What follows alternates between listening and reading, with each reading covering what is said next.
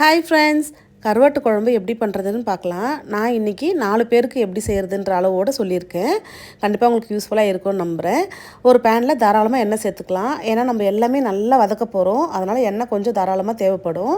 நான் வந்து இன்றைக்கி நல்லெண்ணெய் சேர்த்துருக்கேன். நல்லெண்ணெயில் செய்யும் போது ரொம்ப சூப்பராக இருக்கும். கடுகு, சீரகம், வெந்தயம், கை நிறைய பூண்டை வந்து தட்டி சேர்த்துருக்கேன். நான் வந்து பச்சை மிளகா சேர்த்துருக்கேன். பச்சை மிளகா வந்து கம்ப்ளீட்லி ஆப்ஷனல் தான். எனக்கு வந்து பச்சை மிளகா கூட வச்சு சாப்பிட்றதுக்கு ரொம்ப பிடிக்கும். அதனால் சேர்த்துருக்கேன்.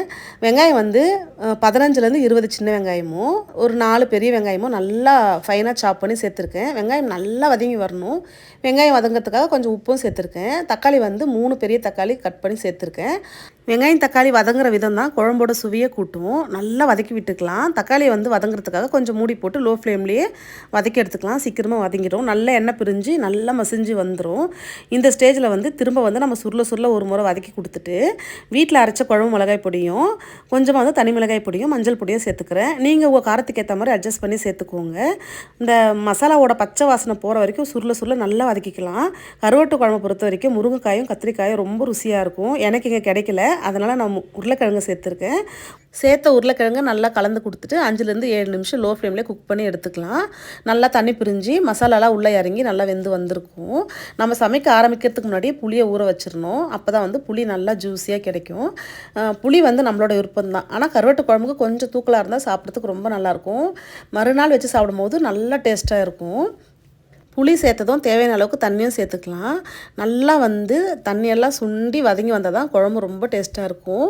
இப்போ வந்து குழம்பு கொதிக்கிற நேரத்தில் நம்ம வந்து கருவாடை க்ளீன் பண்ணி எடுத்துக்கலாம். கருவாடை வந்து மிதமான சூட்டில் இருக்க தண்ணியில் வந்து கொஞ்சம் மஞ்சப்பொடி போட்டு கருவாடை சேர்த்துக்கலாம். நான் 50 கிராம் அளவுக்கு நெத்திலி கருவாடை சேர்த்துருக்கேன். ரொம்ப கொதிக்கிற தண்ணியில் நம்ம கருவாடை சேர்க்கக்கூடாது.